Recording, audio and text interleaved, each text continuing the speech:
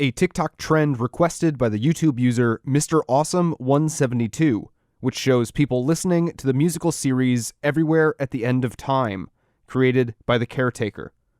The music explores the concept of Alzheimer's and memory loss. This has a complete runtime of about 6.5 hours, and participants would film their reactions over the course of an entire day. The trend started going viral around the beginning of September 2020. Participants would listen to 6 different stages of the album, depicting a different stage that an individual goes through while suffering from dementia.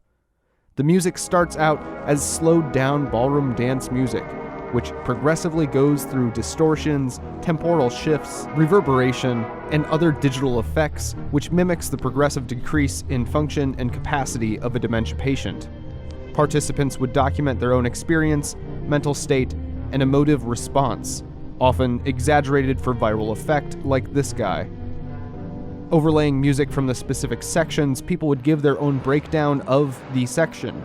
Oftentimes, there would be significant warnings for people attempting the challenge to only do so in a positive mental state, as it is a challenging piece to confront. The Caretaker was a moniker created by musician James Leyland Kirby. The different stages have been released from 2016 to 2019, with the final stage coming out in March of 2019. As of November 2020, there are almost 5 million views on the YouTube video of the entire project. There is much critical acclaim and publications remarking on the viral aspect of this challenge and the reception by an unexpected audience. Each of the stages has a corresponding painting that was created by the artist Ivan Seal, which explores the concept of Alzheimer's and memory loss. The first stage is characterized according to the section titles like "It's Just a Burning Memory," "We Don't Have Many Days," "Slightly Bewildered," "All That Follows Is True," "Quiet Internal Rebellions," "My Heart Will Stop in Joy." And this section is defined by Kirby as, quote, "Here we experience the first signs of memory loss.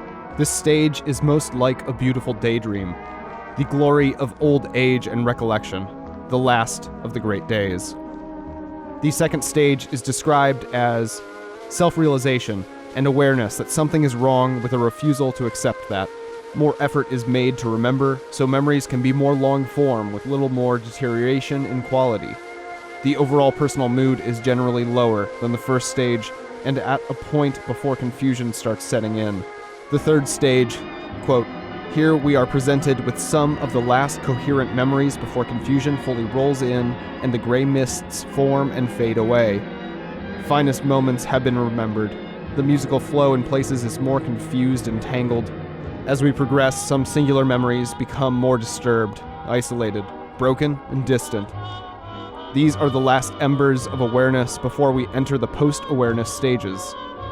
Stages 4, 5, and 6 are what he deems the post-awareness stage, filled with a failure to recall the theme, horror, and confusion.